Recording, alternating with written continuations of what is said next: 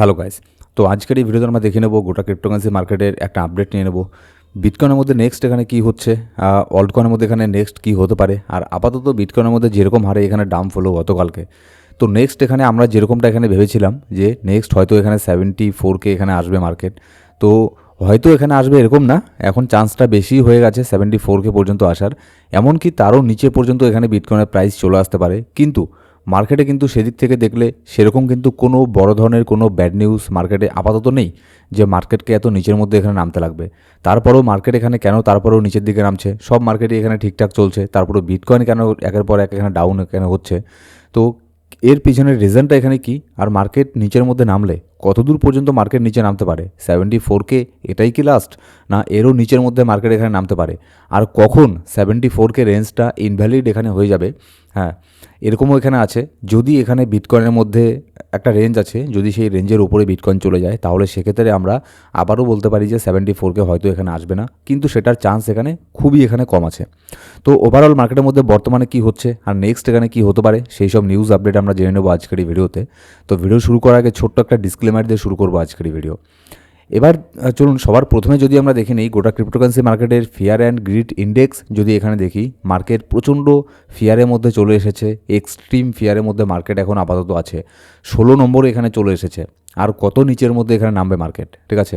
আজ থেকে মোটামুটি 2-3 মাস আগে মার্কেট যেখানে ছিল সেই সেম রেঞ্জের মধ্যে মার্কেট আবারও মার্কেটের সেন্টিমেন্ট এখানে চলে এসেছে একদম এক্সট্রিম ফিয়ারের মধ্যে। কিন্তু যদি আমরা এখানে অপর দিকে দেখি যে ইউএসের স্টক মার্কেট কিন্তু খুব এখানে যে ডাম্প হচ্ছে এরকম কিন্তু কোনো কিছু না। ইউএসের স্টক মার্কেটও এখানে বুলিশ আছে, অন্যান্য নিউজ টিউজও কিন্তু খুব একটা বেশি ব্যাড নিউজ এখানে আসছে না, তারপরেও মার্কেট এখানে নিচের দিকে এখানে নামছে। তো কেন সেটা আমরা পরবর্তীতে এখানে অ্যানালিসিস এখানে করব। এবার যদি আমরা দেখি ইউএসের স্টক মার্কেটের কথা বলি, ইউএসের স্টক মার্কেটও কিন্তু মোটামুটি ভালোই এখানে চলছে, এরকম না যে ইউএসের স্টক মার্কেটের মধ্যে প্রচণ্ড ডাম্প হয়ে যাচ্ছে এটা সেটা, এরকম নেগেটিভ কোনো কিছু না। ইউএসের স্টক মার্কেটও কিন্তু এখানে পজিটিভই আছে। আর বিটকয়েনের বর্তমানে যা অবস্থা, এখানে অল্ট কয়েনের কথা আর কি বলবো। কিন্তু এদিকে আরেকটা জিনিস এখানে ভালো হয়েছে, যেটা হচ্ছে আপনার বিটকয়েনের ডমিনেন্স কিন্তু খুব একটা বেশি পাম্প হচ্ছে না, আর যার ফলে অল্ট কয়েনগুলো যা আছে অল্ট কয়েনের মধ্যে তেমন কোনো বড় ধরনের ডাম্প আমরা দেখতে পাচ্ছি না। যেরকম হারে বিটকয়েনের মধ্যে ডাম্প হয়েছে ওই হিসেবে কিন্তু অল্ট কয়েনের মধ্যে সেরকম কোনো ডাম্প হচ্ছে না। কারণ কি, কারণ বিটকয়েনের ডমিনেন্স খুব একটা বেশি পাম্প হচ্ছে না। দেখতে পাচ্ছেন চার্টের মধ্যে বিটকয়েন যদিও বা হিউজ পরিমাণে এখানে ডাম্প হয়েছে গতকালকে, আজকেও এখানে ডাম্প এখানে হচ্ছেই, তারপরেও বিটকয়েনের ডমিনেন্স কিন্তু খুব একটা বেশি পাম্প হয়নি। তো যার ফলে এটা একটা সাপোর্ট পেয়েছে অল্ট কয়েনের মধ্যে। অল্ট কয়েন ওই অনুযায়ী কিন্তু ডাম্প এখানে খুব একটা হচ্ছে না, ঠিক আছে। এবার যদি আমরা ইটিএফের কথা বলি, দেখুন ইটিএফের মধ্যে গতকালকে যে হারে সেলিং প্রেশার এখানে আমরা দেখতে পেরেছি, হিউজ পরিমাণে সেল হয়েছে ইটিএফের মধ্যে গতকালকে। তো এটাও একটা রিজন বিটকয়েনের মধ্যে ডাম্প হওয়ার, কিন্তু এটাই শুধুমাত্র একমাত্র রিজন না যে বিটকয়েন এখানে ডাম্প এখানে কেন হলো। শুধুমাত্র ইটিএফ সেল করেছে বলেই কি এখানে ডাম্প হয়েছে, না এরকমটা এখানে হয় না। শুধুমাত্র একজন দুইজন এই ছোটোখাটো একটা সেলিং এখানে আসলে ওর এত বড় ইম্প্যাক্ট মার্কেটের মধ্যে এখানে পড়ে না। হ্যাঁ, যদিও গতকালকে ছোটোখাটো কোনো সেলিং হয়নি ইটিএফের তরফ থেকে, অনেক বড় পরিমাণে একটা সেলিং এখানে হয়েছিল, তারপরেও কিন্তু মার্কেট এত নিচে আসার এখানে কথা না। এর পেছনে অনেক ম্যানিপুলেশন এখানে কাজ করে, ঠিক আছে। শুধুমাত্র ইটিএফ সেল করেছে বলেই যে মার্কেট নিচের দিকে নেমেছে এরকমটা না। এবার যদি আমরা এখানে লিকুইডিটি হিটম্যাপের মধ্যে আসি, আপাতত শর্ট টার্মের মধ্যে নিচের দিকে তেমন কোনো লিকুইডিটি নেই। ওপরের দিকে লিকুইডিটি আছে $84,800 মধ্যে, মোটামুটি $100 মিলিয়ন লিকুইডিটি তৈরি হচ্ছে। এবার ওপরের দিকে লিকুইডিটি আছে বলে মার্কেট ওপরেই যে যাবে এরকম কিন্তু কোনো কিছু নেই। গতকালকেও আমি যখন ভিডিও মেক করলাম শর্ট টার্মের মধ্যে বিটকয়েনের ওপরের দিকেই লিকুইডিটি এখানে ছিল, তারপরেও মার্কেট নিচের মধ্যে নেমেছে। আর এটা আপনাদের আমি গতকালকেও বলেছি যে ওপরের দিকে লিকুইডিটি আছে মানে এই না যে মার্কেট ওপরের দিকে যাবে। মার্কেট যাওয়ার চান্স এখানে বেশি, কিন্তু যদি মার্কেটে এখানে ম্যানিপুলেশন হয় তাহলে এখানে কিচ্ছু করার থাকে না। আর শুধু বিটকয়েনের মধ্যে না, এখানে গোল্ড বলুন সিলভার বলুন, হিউজ পরিমাণে একটা ক্র্যাশ এখানে হয়েছে। গোল্ডের মধ্যে মোটামুটি 4 ট্রিলিয়ন এখানে আউট হয়ে গেছে 24 ঘন্টার মধ্যে। সিলভারের মধ্যে 1.1 ট্রিলিয়ন এখানে ওয়াইপ আউট হয়ে গেছে শুধুমাত্র 24 ঘন্টার মধ্যে। শুধুমাত্র ক্রিপ্টোকারেন্সি একাই না, গোল্ড আর সিলভারও কিন্তু হিউজ পরিমাণে ডাউন হয়েছে। কিন্তু ব্যাপার হচ্ছে ওই যে একখানেই, গোল্ড আর সিলভার যখন এখানে পাম্প হয় তখন কি বিটকয়েন পাম্প হচ্ছে?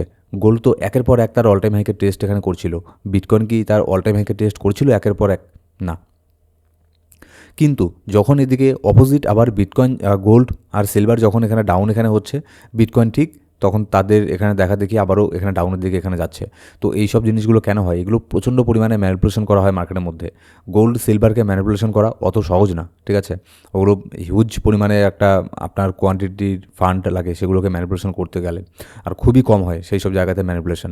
কিন্তু ক্রিপ্টোকারেন্সি মার্কেটের মধ্যে এটার মার্কেট ক্যাপ খুবই কম, ছোট্ট, যার ফলে এখানে ম্যানিপুলেশন প্রত্যেকটা স্টেপে স্টেপে এখানে ম্যানিপুলেশন হয়, যেটা আপনাদের আমি মানে বারবার এখানে বলেই থাকি, আমাদের টেলিগ্রাম গ্রুপেও আমি এখানে বলে থাকি। এবার নেক্সট আপডেট যদি আমরা এখানে দেখি যে ব্ল্যাক রক তো এখানে সোল্ড এখানে করেইছে ভালো পরিমাণে, মোটামুটি $817 মিলিয়ন বিটকয়েনকে সেল করেছে গতকালকে, তারা প্রায় $1 বিলিয়ন বিটকয়েনকে এখানে সেল করেছে। কিন্তু যদি আমরা এদিকে দেখি যে লাস্ট 24 ঘন্টার মধ্যে $1.6 বিলিয়ন বিটকয়েন, $1.6 বিলিয়ন এখানে লিকুইডেশন এখানে হয়ে গেছে গত 24 ঘন্টার মধ্যে, যে হারে এখানে ডাম্প করেছে মার্কেট। আর যারা এখানে লং পজিশন ওপেন করে রেখেছিল, লং এখানে 1.67 বিলিয়ন এখানে লিকুইডিটি এখানে হয়ে গেছে, লিকুইডেশন হয়ে গেছে। তো যার ফলে আমি অনেক দিন থেকে বলছি যে আপাতত কিন্তু ট্রেডিং করা খুবই রিস্কি, প্লাস এখানে ফিউচার ট্রেড করা হেভি রিস্কি, কারণ মার্কেটে প্রচণ্ড পরিমাণে ম্যানিপুলেশন এখানে হচ্ছে। আর ফিউচার ট্রেড করলেও কিন্তু একটা ডিসেন্ট লেভারেজ নিয়ে এখানে ট্রেডিং করা উচিত। এবার যদি এখানে দেখি যে আর কী এখানে নিউজ এখানে মার্কেটের মধ্যে ইফেক্ট এখানে করছে, যেমন দেখুন ইটিএফের পাশাপাশি আরেকটা নিউজ এখানে মার্কেটের মধ্যে ইম্প্যাক্ট এখানে করেছে ছোটোখাটো, যেটা হচ্ছে ইউএসের গভর্নমেন্ট এখানে শাটডাউন এখানে হতে পারে, হয়ে গেছে এরকম কিছু না, শুধুমাত্র নিউজ এখানে বের হয়ে আসছে যে ইউএসের গভর্নমেন্ট শাটডাউন এখানে হতে পারে আবারও। তো এর ফলে কি মার্কেট এত বড় ডাম্প হয়েছে? না, এটাও তেমন কোনো বড় ধরনের রিজন না যে মার্কেট এর জন্য এখানে ডাম্প হবে, ঠিক আছে? এবার তারপরে যদি নেক্সট এখানে আসি, ট্রাম্প এখানে বলেছে নতুন করে যে ফেডের চেয়ার আবারও ডিসিশন এখানে আসবে নেক্সট ফ্রাইডে। ট্রাম্প এখানে বলবে, অ্যানাউন্স করবে যে কে নেক্সট এখানে ফেডের চেয়ারম্যান এখানে হবে। এবার এটাকে তো আমি কোনো নেগেটিভ নিউজ হিসেবে দেখছি না, আমি তো এটাকে পজিটিভ নিউজ হিসেবেই দেখছি। কারণ দেখুন, ডোনাল্ড ট্রাম্প তার পছন্দ মতো ব্যক্তিকেই ফেডের চেয়ারম্যান এখানে বানাবে, আর যাকে সে চেয়ারম্যান বানাবে সে নিশ্চয়ই এখানে রেড কার্ড এখানে করবে। ডোনাল্ড ট্রাম্প তো সেই কবে থেকেই বলছে যে red card, red card, red card. এবার রেড কার্ড হওয়া এখানে ক্রিপ্টোর জন্য ভালো, তাহলে এটাকে তো আমি নেগেটিভ নিউজ হিসেবে দেখছি না, এটাকে আমি একটা পজিটিভ নিউজ হিসেবেই দেখছি। কিন্তু মার্কেটের মধ্যে এটাকে এমনভাবে আপনার সার্কুলেট করা হয়েছে যে যাতে এখানে সবাই মনে করে যে বিশাল বড় একটা নেগেটিভ নিউজ। এটাও কোনো তেমন বড় ধরনের কোনো নেগেটিভ নিউজ না, এটা বরঞ্চ একটা পজিটিভ একটা নিউজ, ঠিক আছে? তারপরে এখানে ইরানের উপরে যে অ্যাটাক, এই সব জিনিসগুলো চলছে, গ্লোবাল টেনশন, এগুলোও একটুখানি কমেছে, যার ফলে গোল্ড আর সিলভারের মধ্যে ডাউন আমরা দেখতে পেরেছি। এটাও দেখতে গেলে ক্রিপ্টোর জন্য পজিটিভ। তো এগুলো কী হয় দেখুন, মার্কেটের মধ্যে প্রচণ্ড পরিমাণে ম্যানিপুলেশন হয়। আর এটার অ্যালিগেশন যদিও বা বাইন্যান্সের উপরে কয়েকদিন পরপরই এখানে অ্যালিগেশন লাগে যে বাইন্যান্স এখানে মার্কেটকে ম্যানিপুলেশন এখানে করে। তো তো যার ফলে এখানে বাইন্যান্সের সিইও সিজেট এখানে আপনার সে এখানে এক্সপ্লেন করেছে যে না, বাইন্যান্স ম্যানিপুলেশন এখানে করে না, এটা সেটা। সে দেখুন, সে যত বড়ই এখানে ম্যানিপুলেশন করুক না কেন, সে কেউ কোনোদিনও এখানে স্বীকার করবে না, ওপেনলি পাবলিক প্লেসে কেউ কোনোদিনও বলবে না যে হ্যাঁ আমরা এখানে ম্যানিপুলেশন করি। অ্যাকচুয়ালি যেটা আপনাদের আমি সবসময় বলি, ক্রিপ্টোকারেন্সি মার্কেট প্রচণ্ড ভলটাইল মার্কেট, এখানে প্রত্যেকটা স্টেপে স্টেপে ম্যানিপুলেশন হয়। যার কাছে এখানে কয়েকশো বিলিয়ন ডলার আছে, সেই চাইলেই মার্কেটকে যেদিক সেদিক মুভ এখানে করাতে পারে। আর যারা বড় বড় এক্সচেঞ্জ, তাদের কাছে তো ফান্ডের অভাব নেই, তাই তারা তাদের ইচ্ছে মতো এখানে মার্কেটকে ম্যানিপুলেশন এখানে করে। এবার যাই হোক, এগুলো গেল অন্য কথা। এবার টেকনিক্যাল অ্যানালিসিস এখানে কী বলছে দেখুন, আপনাদের আমি গতকালকেও বলেছিলাম, তার আগের দিনও বলেছিলাম, মার্কেটের মধ্যে যে আমি চার্ট যে দেখছি, চার্ট খুব একটা এখানে ভালো দেখতে পারছি না। এটা একটা আপনার মোটামুটি নেগেটিভ চার্ট এখানে দেখছি। বেশ কিছু এখানে আপনার চার্ট যদি এখানে দেখেন আপনি, আপনাদের আমি গতকালকে তার আগের দিনও বলেছিলাম যে উইকলি ক্যান্ডেলে বলুন কিংবা এখানে আপনি ডেইলি ক্যান্ডেলে বলুন, চার্ট যে বলছে, চার্ট কিন্তু বলছে যে আমি এখানে নিচের দিকে যাব। যেমন গতকালকে বলেছিলাম, তার আগের দিনের ক্যান্ডেলটা দেখুন, এখানে শুটিং স্টার হয়েছে, মার্কেট ডাউন হয়েছে। তারপরে গতকালকে ডেলি ক্যান্ডেল তো এটা আরও বিশাল বড় একটা নেগেটিভ ক্যান্ডেল, যার ফলে মার্কেট এখানে নিচের দিকে এখানে নামছে। তো এবার নেক্সট এখানে মার্কেট কত দূর এখানে নামতে পারে দেখুন, 70K পর্যন্ত মার্কেট এখানে চলে আসতে পারে, 69K পর্যন্ত এখানে চলে আসতে পারে। এবার কেন আমি এটা বলছি, আপনাদের আমি এর আগেও বলেছি যে লাস্ট আমাদের আরেকটা হোপ আছে, যেটা হচ্ছে $83,600। এটাকে যদি বিটকয়েন এখানে ব্রেক করে, তাহলে নেক্সট আমরা 74K 75K পর্যন্ত এখানে আসছি। এবার যখনই মার্কেট 74K বা 75K যদি এখানে আসে, তাহলে তার মানে এই না যে এক্স্যাক্টলি মার্কেট 74K 75K থেকেই মার্কেট পাম্প হবে, এরকম না। হতে পারে তার নিচে আরও $2-3-4,000 একটা বড় ধরনের উইক ক্যান্ডেল তৈরি করলো, ঠিক আছে? উইক ক্যান্ডেল তৈরি করে তারপরে মার্কেট এখানে পাম্প হলো, এরকমও এখানে হতে পারে। তো সেই জন্য $2-4-5,000 এদিক সেদিক কিন্তু মার্কেটে এগুলো হতেই পারে, এক্স্যাক্টলি কখনই এরকম করে বলা যায় না। কিন্তু আমার যেটা ধারণা, মার্কেটে স্ট্রাকচার এখানে চেঞ্জ এখানে হয়ে গেছে, মার্কেট ট্রাই করছিল আপনার একটা বুলিশ সেন্টিমেন্ট তৈরি করার ট্রাই করছিল মার্কেট, কিন্তু এটা এই স্ট্রাকচার এখানে ভেঙে গেছে। তো যার ফলে আমি আবারও এখানে বিয়ারিশ এখানে হয়ে গেছি। নেক্সট এখানে আমার টার্গেট বিটকয়েনের মধ্যে 74K 75K পর্যন্ত আসার আমি চান্স এখানে দেখছি, খুবই হেভিলি এখানে চান্স আছে। কিন্তু এখানে মনে করুন 1%-এর মতো চান্স আছে যদি কোনো কিছু এখানে মিরাকেল টাইপের কোনো কিছু হয়ে যায়। আর যদি বিটকয়েন এখানে 89K-র ওপরে গিয়ে যদি এখানে মানে বিশাল বড় একটা ভলিউম নিয়ে 89K এটাকেও ব্রেক করে 92K-র ওপরে গিয়ে যদি এখানে ডেলি ক্যান্ডেল ক্লোজ করতে পারে, তাহলে সেক্ষেত্রে আমরা বলতে পারি যে 74K হয়তো এখানে আর আসবে না, কিন্তু আমাদের দেখতে লাগবে 94.5K আর 100K। এই দুটো রেঞ্জ হচ্ছে আমাদের মেইন একটা টার্গেট। যতক্ষণ না $1,00,000 নিচে বিটকয়েন আছে ততক্ষণ পর্যন্ত বিটকয়েনের মধ্যে চান্স আছে 74K আসার। সে বিটকয়েন 95Kই যাক, 96Kই যাক, 99Kই যাক না কেন, যতক্ষণ পর্যন্ত বিটকয়েন $1,00,000 নিচে আছে ততক্ষণ পর্যন্ত চান্স আছে 74K পর্যন্ত আসার। কারণ 100K-র যে রেঞ্জটা আছে এটা শুধুমাত্র একটা টেকনিক্যাল অ্যানালিসিস না, এটা একটা সাইকোলজিক্যাল একটা এখানে ব্যাপার আছে।